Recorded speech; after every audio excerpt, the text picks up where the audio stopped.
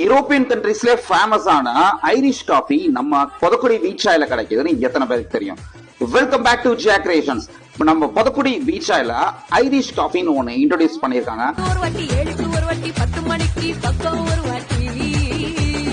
இதோட ப்ரிப்பரேஷன் எப்படின்னு சொல்றேன், நோட் பண்ணிக்கங்க.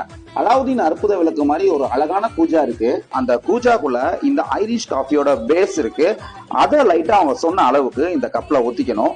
அதுக்கப்புறம் நம்ம நார்மலா யூஸ் பண்ற மில்க் இந்த கப்ல முக்காவாசி அந்த மில்கை ஆட் பண்ணிட்டு, இதுக்குன்னு அவங்க தனியா கொடுத்த அந்த கிரீம்க்குன்னு ஒரு தனியா பாக்ஸ் கொடுத்துருக்காங்க. அதுல இருந்து அந்த கிரீமை எடுத்து இந்த காஃபியோட லைட்டா ஆட் பண்ணிக்கணும்.